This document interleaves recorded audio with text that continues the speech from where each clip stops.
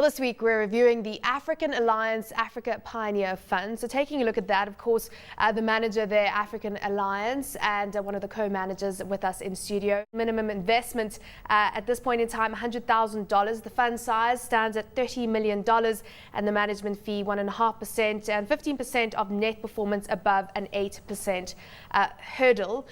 So Godfrey, just take us through some of the rules that you employ when you're looking at this fund in terms of your exposure in Africa. What's the start? Kind of how do you look at Africa? Is it because you say you've got a bottom-up approach, but what are some of the rules that you have?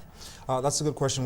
Because we're a valuation house, the risk is if you just focus on value, you might end up being overly exposed, but maybe in a particular country, if that's where you see most of the value. So what we have is a macro overlay of risk management where we basically have limits to how much we can be exposed in a particular country.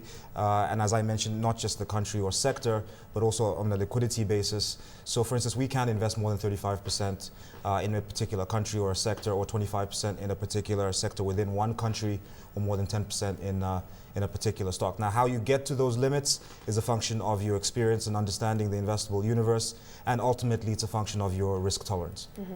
So let's look at geographic exposures, it sounds right now, because Nigeria is top of the list. Well, I mean, before we get there, let's just maybe quickly look at some fund performances and exactly what some of the work is that the guys have been doing at Pioneer Fund. Just to go back again to the benchmarking question, or the benchmarking issue that we had in the first part of the show, the benchmark that this fund is using, and I'm going to be showing you some performance numbers just now relative to that, is MSCI, the MSCI Africa X SA Index and the S&P Pan Africa Index, and it's a hybrid between the two and a 50-50 blend. In essence, what happens is in essence what is utilized. So what does the fund returns look like? This graph is obviously no stranger to you. It's the rolling 12-month returns relative to the benchmark. And I suppose the first thing that we have to look at is look at the rolling 12-month returns here for the index.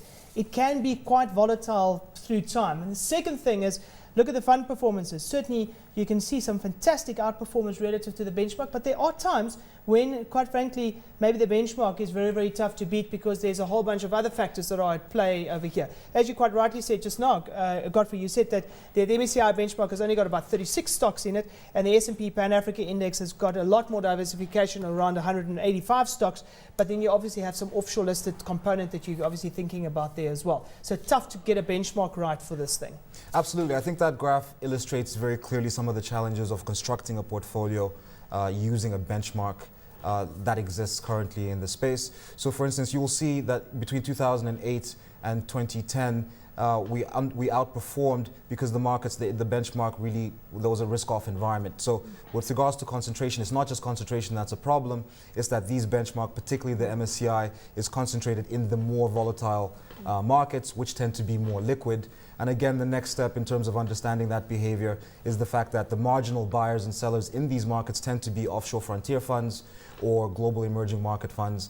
And in markets like, for instance, Nigeria, that could be 60% or more of total value traded is coming from these offshore funds. So when it's in a risk-off environment, they will take that risk off the table, and that will drive the performance of that benchmark. If you have a diversified exposure in the investment space like what we do, you're not going to have as much downward deviation.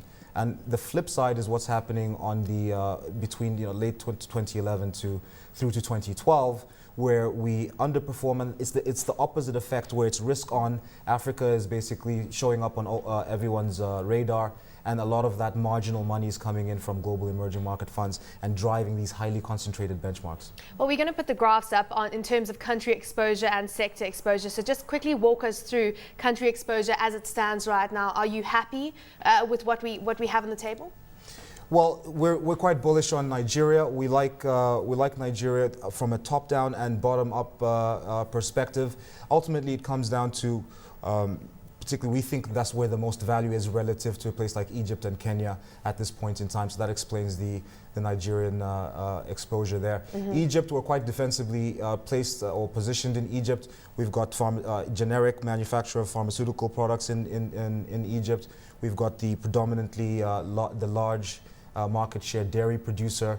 We've got telecommunications companies there with very strong balance sheets. So again, it's a bottom-up perspective. Even though Egypt's going through a challenging patch, we've got some very strong companies that we're exposed to there. And of course, with Kenya being a pivot to the East African region, we're also very bullish on that market as well. Sector-wise, financials stand out, telecommunications, and exposure to the growing African consumer base. Absolutely. With regards to financials, about 60% of that is in Nigeria. As you know, in 2009, there was an idiosyncratic crisis, banking crisis in Nigeria, nothing to do with the global banking crisis.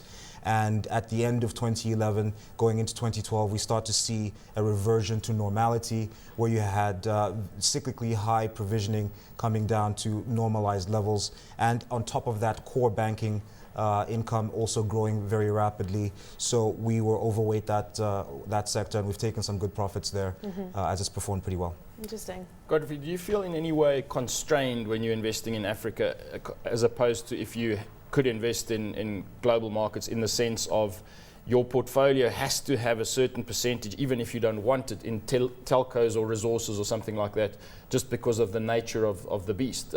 Or do you feel like you are quite free, that you can sector-wise or country-wise allocate flexibly given your preferences?